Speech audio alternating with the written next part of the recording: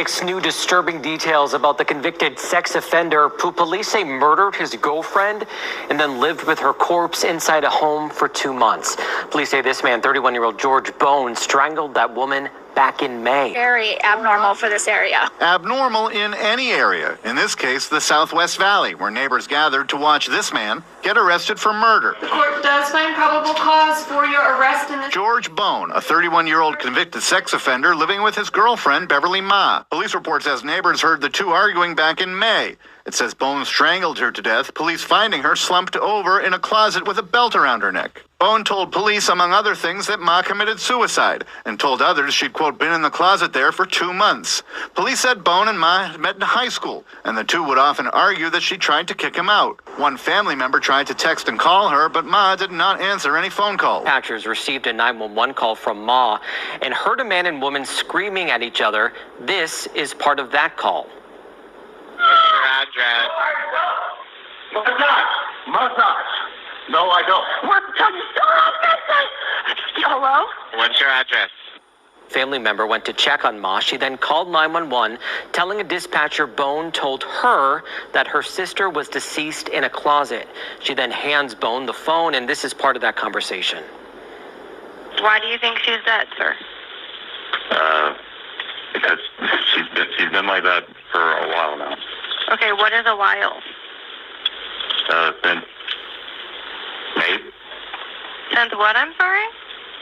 May, I think. She's been in there since May? Yes. And how do you know that? Because I checked on her. So you saw her in May and you saw that she was dead, but you didn't call anybody until right now? No, because I didn't want to go to jail. Now, remember, that call was from last Wednesday, the end of July, and in it, it appears Bone is brushing his teeth. Hours ago, telling me exactly how he says everything happened from his perspective.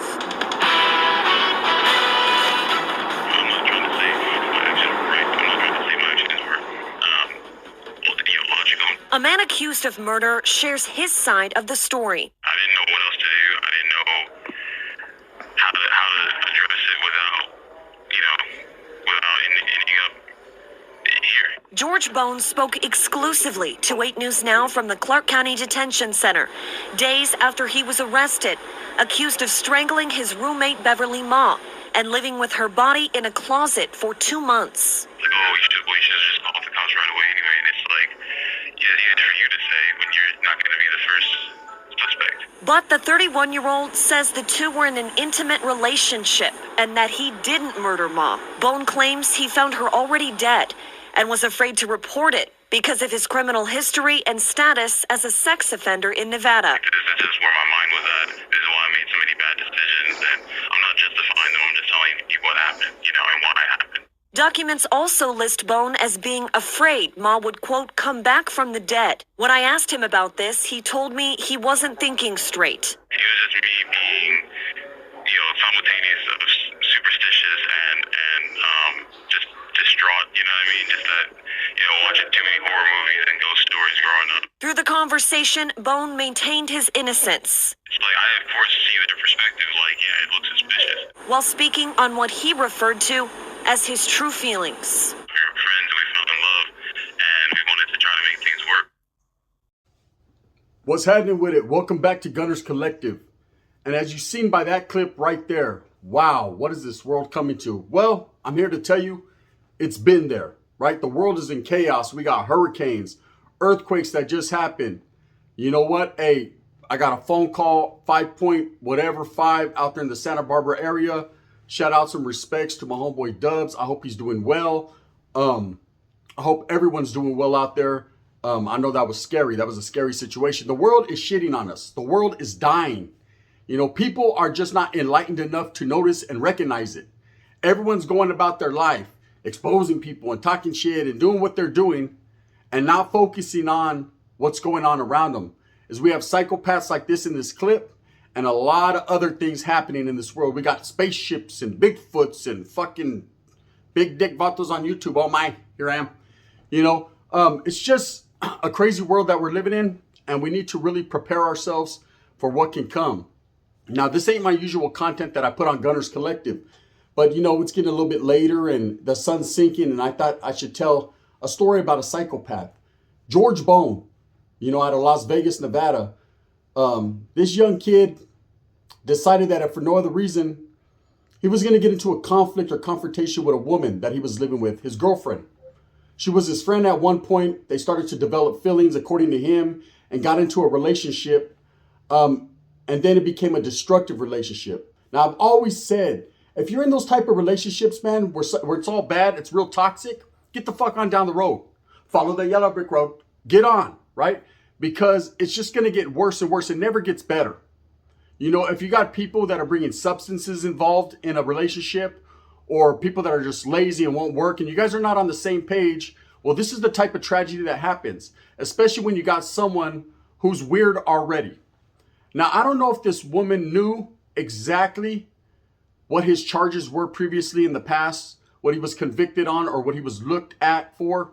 But I know that he was actually on the run at this point in time when he committed this murder, allegedly, for failing to register. Now, this guy pleads his innocence. Everyone does. Who doesn't? We're all innocent, right? Until convicted. And then you're guilty whether you are or not. And that's just it, at least in the eyes of the people and the law. Now, this guy, in early May, got into an argument, a verbal argument with this lady. Now, she called the cops. She dialed 911. And she reported this disturbance. She reported this abuse or whatever was going on. And the dispatcher calmly listened to them and heard them arguing in the background. Now, don't you think any cop with any merit would have automatically dispatched the placas there, the cops there, to check on this girl's welfare? Do a welfare check. Make sure she's all right. Make sure he's all right. Because sometimes them bitches be putting hands on people, eh? And then you don't know if there's a transmission involved and she got them in the headlock.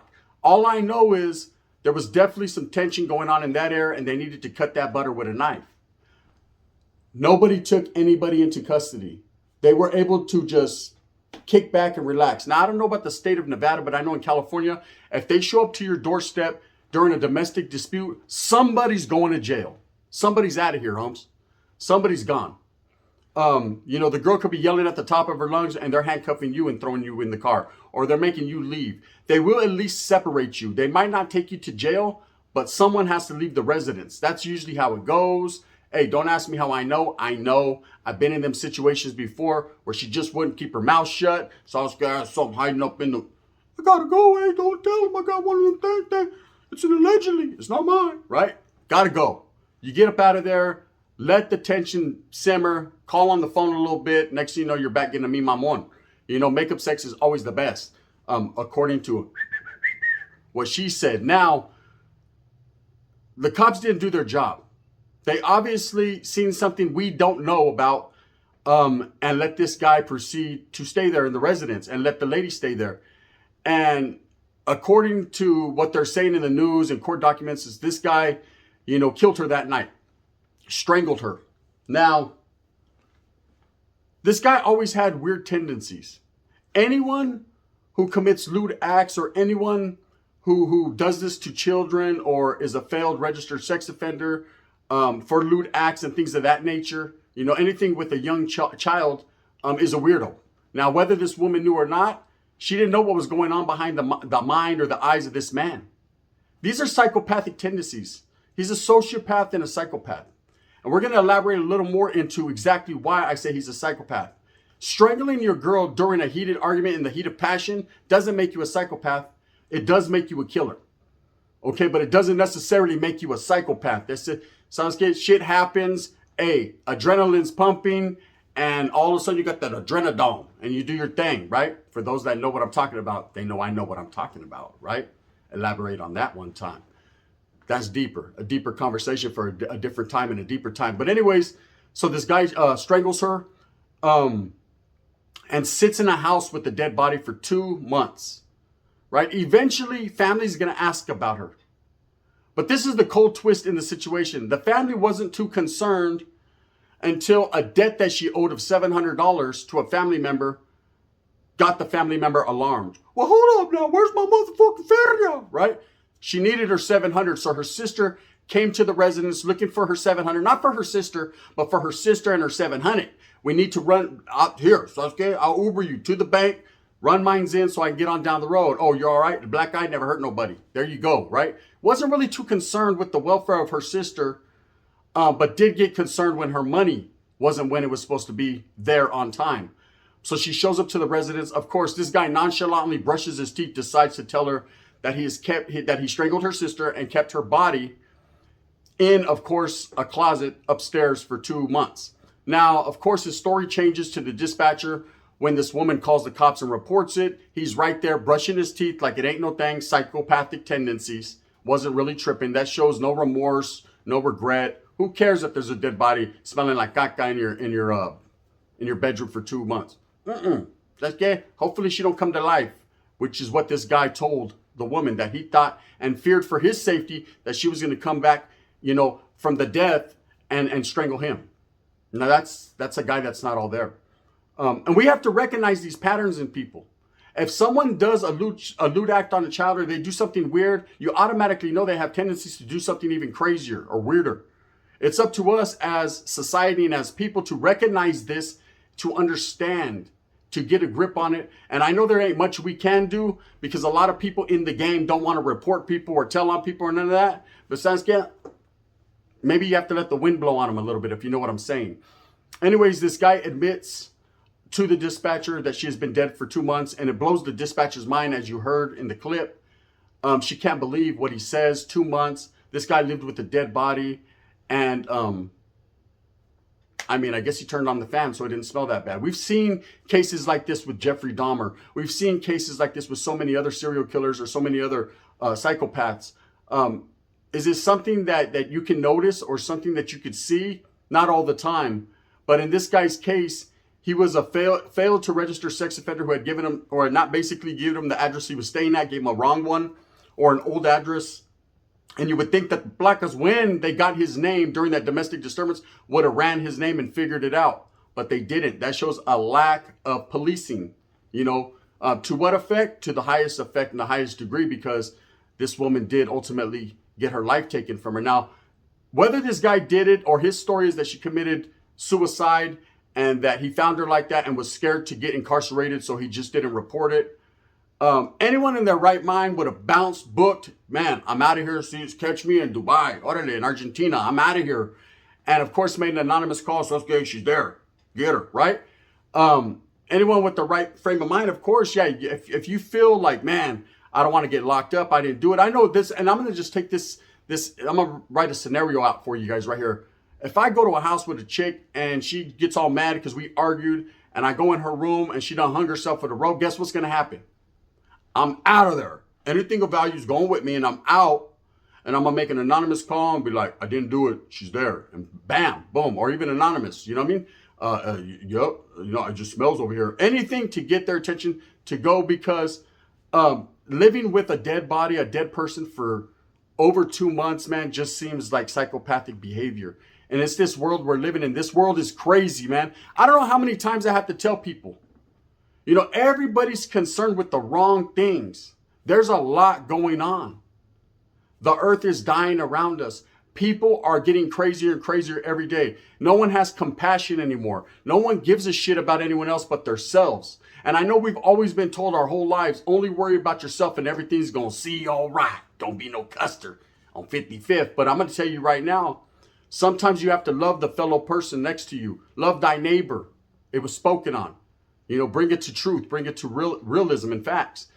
If you don't care about the people around you or care about society as a whole, then you are a bum in society. You are just someone that is here taking up space. If you don't prevent evil, then evil shall take over. No one cares until it affects them. Don't no one care until they're knocking at your door, or until one of your family members, your sister, or your fucking ex, or your baby mama is affected by some from riffraff that decides to choke her out. Anyways, it's a case that came across to me on my feed. I thought I would elaborate and do something on it. Think about it. There's people in this world right now chained to walls, in closets, in basements, attics, and there's nothing we could do about them. But stories like this we have to share. Stories like this that are crazy. In fact, indeed crazy. These are the stories that need to be put out there so someone could say, hey, shit, my neighbor's a trip too. I might have to check on his old lady, right? Because you might find her dead for a year. Vato's in there con pinche bed bugs and caspa itching, looking all weird. You know what I mean? You gotta stay up on game. Anyways, with that being said, this guy George Bone is sitting now in the Clark County Jail in Las Vegas, Nevada, where ultimately, if he did do this crime, he needs to be. It's just facts. I don't wish death and I don't wish jail upon nobody. But someone who obviously takes advantage of children in the past and takes advantage of women, there's no place for him out here. With that being said, open your eyes to what's going on around you. It could possibly save you and your family's lives. Thumbs up or thumbs down. Heavy's going to be the head that wears the crown. I'm going to continue to strive and struggle and struggle and strive to bring you the best possible entertainment I can. I know it's a little bit different from the average, but I'm not an average motherfucker. This is the gun. Bang, bang.